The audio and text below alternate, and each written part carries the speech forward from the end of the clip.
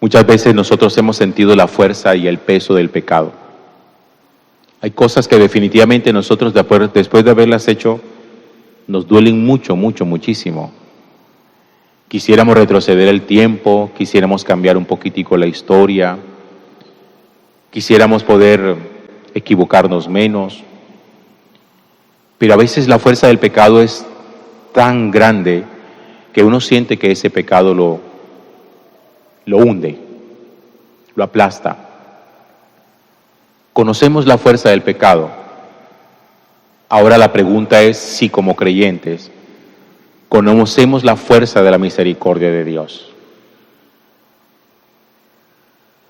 Porque es muy fácil conocer en carne propia el pecado como pesa. Pero yo le pregunto a usted, como creyente, ¿conoce la fuerza y el poder y la grandeza y la profundidad y el peso de la misericordia de Dios? La Sagrada Escritura, el apóstol San Pablo, dice que donde abundó el pecado, sobreabundó la gracia de Dios. No dice ni siquiera donde abunda el pecado, abunda la gracia. No. Donde abunda el pecado o donde hay mucho pecado, sobreabunda la gracia. Como quien dice, donde hay mucho pecado, hay mucho más misericordia de Dios. Porque no hay pecado humano sobre la tierra sobre el cual la gracia de Dios no se pueda sobreponer. Y yo creo que ahí es donde está la necesidad del descubrimiento nuestro para aprender a dejarnos redimir. Les he insistido a ustedes tantas veces en que el gran pecado de Judas no fue la traición. Todo mundo habla de Judas como un traidor. Y cuando uno oye Judas, inmediatamente piensa traición. Y uno cree que el gran pecado de Judas fue la traición. Ese no fue el gran pecado de Judas. El gran pecado de Judas fue haber pensado que su traición, que su pecado, no tenía perdón ni de Dios. Judas conoció el peso del pecado, pero Judas no conoció la abundancia de la misericordia de Cristo. Y ese fue realmente su gran pecado. Por eso algunas personas cuando sienten la fuerza del pecado creen que es tan grande que ya su vida es irremediable. Y de hecho hay gente que de sí misma lo dice, es que yo no tengo arreglo, yo no tengo remedio, ya yo muero así. Ustedes recuerdan que en el Evangelio Jesús dice que todos los pecados son perdonados menos los pecados contra el Espíritu Santo. Mucha gente pregunta, ¿cuáles son los pecados contra el Espíritu Santo? El pecado de Judas de suicidarse fue un pecado contra el Espíritu Santo. Haber creído que ni siquiera Dios lo podía salvar. Ese es el pecado contra el Espíritu Santo. Cuando uno cree que tiene más poder, más eficacia, el pecado que la gracia, el pecado que la misericordia. Y ahí está la gran necesidad de aprender a descubrir cuál es el Dios en el que nosotros creemos. Si de verdad creemos en su misericordia, si de verdad creemos en su amor, si somos capaces de dejarnos levantar y dejarnos sacar aún de las mayores profundidades del abismo. ¿Cómo identifican ustedes a María la Magdalena? La gente normalmente dice que María la Magdalena era una prostituta. El Evangelio no dice que fuera una prostituta, no lo dice así de esa manera. El Evangelio sí dice que de María Magdalena el Señor había sacado 7 demonios. ¿Cuáles eran esos 7 demonios? No los identifica. Lo dice en el texto del Evangelio hoy de San Marcos en el capítulo 16, ya casi al final. Dice, Jesús resucitado se apareció primero a María Magdalena, de la que había echado 7 demonios. ¿Saben ustedes qué significa que a uno le saquen 7 demonios? Porque que a uno le saquen un demonio, vaya y venga. Pero que a uno le saquen 7, significa que uno está poseído por la plenitud del mal. por la plenitud del mal. Lo que significa que esa pobre mujer, antes de conocer a Cristo, estaba destinada a la condenación. Iba camino a la condenación. Porque eran muchas las cosas que había en su vida. María la Magdalena, cuando conoció al Señor, también podía, como Judas Iscariote, haber dicho: Señor, llegaste tarde, ya no hay nada que hacer conmigo. Y esa expresión yo se la escucho a muchas personas: el Señor llegó tarde en mi vida, ya estoy muy viejo. Ojalá hubiera sabido esto antes, ojalá lo hubiera conocido antes. Oiga, hermano, cuando usted habla así, está pecando contra el Espíritu Santo. El Señor nunca llega tarde, Él siempre llega a tiempo, siempre. Y no importa que de cualquiera de nosotros haya sacado 1 o 2 o 5 o 7 demonios. Y no importa si los sacó cuando teníamos 15 años, o cuando teníamos 40, o cuando teníamos 80. Y uno dice: ¿por qué no los sacó antes, cuando tenía 30? ¿Por qué ahora que tengo 85? Porque Dios nunca llega tarde, Dios siempre llega a tiempo.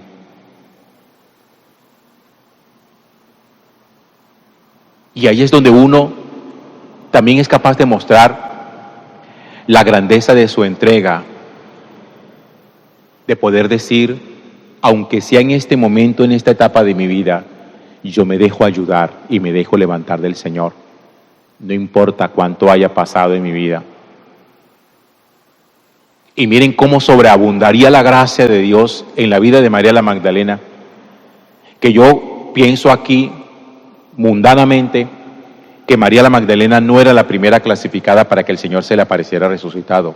Ella era tal vez la de menos. Seguramente entre esos 7 demonios, probablemente entre esos 7 demonios, estuviera el demonio de la mentira. Y una persona que hubiera sido mentirosa, ¿qué se le iba a creer? Nada. Y fue a ella, la primerita que lo vio resucitado y que se le va a contar que Jesús estaba vivo. Y obviamente dice la Sagrada Escritura que los discípulos no le creyeron. ¿Por qué? Por varias cosas. Primero, porque era mujer y los hombres no le creían a las mujeres. Segundo, porque de ahí habían sacado 7 demonios y los discípulos conocían su pasado. Pero es que el Señor es así. Y donde abunda el pecado, sobreabunda la gracia de Dios. Porque si el Señor saca de nosotros 7 demonios o 7 espíritus malignos, manda un solo espíritu sobre nosotros que los sobrepasa a todos, que es el Espíritu Santo. Los que tienen redes sociales se han dado cuenta de una noticia que se ha viralizado en estos días, en esta semana. Una actriz porno, joven, muy bonita, inició un proceso de conversión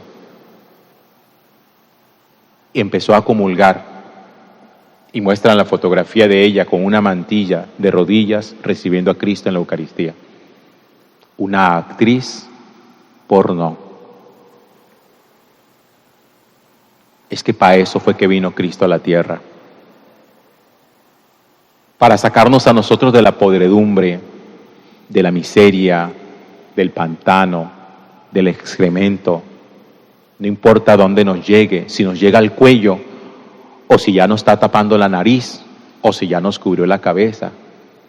Allá el Señor mete su mano para sacarnos a nosotros y limpiarnos. Como una mamá limpia y lava a su hijo cuando se hace caca y se embadurna desde los pies hasta la cabeza. Porque no ve a una persona untada de caca, ve a un hijo. Y es que eso es lo que Dios mira de nosotros. Dios no ve pecadores, Dios ve hijos. Para nosotros es muy fácil ver pecadores cuando no son hijos nuestros. Pero es que la mirada cambia cuando el pecado es de un hijo suyo. Por eso una mamá que tiene un hijo en la cárcel no ve al delincuente, ve al hijo.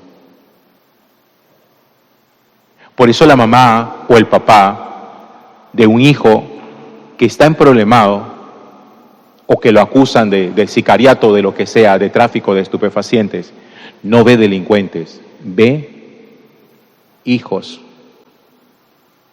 Por eso cuando un hijo confiesa a sus padres su orientación sexual, los padres normalmente terminan abrazándolos y terminan diciéndolo: tú eres mi hijo y seguirás siendo mi hijo. Porque Dios eso es lo que ve, hijos. Él no ve pecadores, ve hijos, y Él va detrás de los hijos y el demonio va detrás del pecador. Esa es la gran diferencia de visión. Y ahí está el poder entender nosotros lo que significa la misericordia de Dios, de dónde nos puede sacar y de dónde nos puede arrastrar, teniendo siempre en cuenta que el espíritu del mal permanentemente le estará a usted recordando su pasado para hacerlo sentir un miserable, un indigno. Siempre se lo recordará. Además, es probable que incluso haya personas sobre la tierra que nos recuerden nuestro pasado. El propio cónyuge, el propio esposo, la propia esposa, que cada rato esté sacando a relucir nuestro pasado cuando hemos iniciado un proceso de conversión. Ese es el maligno, diciéndonos a nosotros que no vamos a salir nunca de ese hoyo de excremento en el que estamos. Y Jesús diciéndonos: yo sí te saco. Señor, pero que es que yo soy un pecador, a mí no me importa. Yo lo que estoy viendo es a un hijo, yo veo a mi hijo. Y una mamá o un papá que ama a sus hijos, los rescata de donde sea.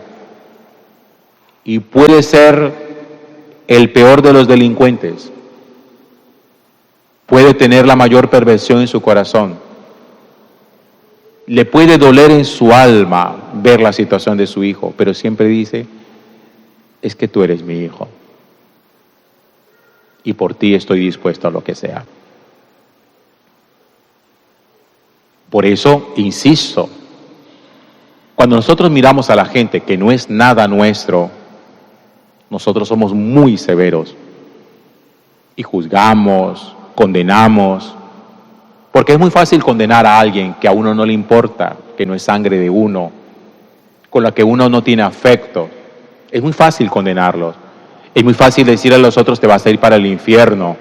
Es muy fácil mandar a la gente al infierno, pero uno a su hijo nunca lo mandaría al infierno, porque es su hijo.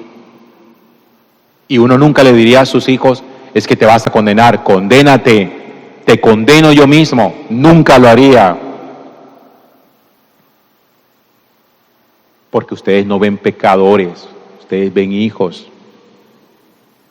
Como Dios no vio en María Magdalena la mujer poseída de 7 demonios, vio una hija que necesitaba ser liberada y Él la liberó. Y selló su liberación dándole la confianza de que fuera ella la primera que lo contemplara resucitado, para que se lo fuera a contar a los apóstoles, a los discípulos. Así no le creyeran. No importa que no te crean. Tú serás la primera que tendrás el privilegio de verme vivo. Anda, ve y cuéntalo. Y recuerde siempre esto: donde hay abundancia de pecado, hay sobreabundancia de la misericordia de Dios. Basta simplemente dejarse sobreabundar de esa misericordia. Y que nadie peque contra el Espíritu Santo diciendo: yo no tengo arreglo. Acuérdense siempre, ¿cuál es el pecado contra el Espíritu Santo? Creer que no tenemos redención. Ese fue el pecado de Judas. Y si Judas se condenó, que yo no lo sé, no se condenó por traidor,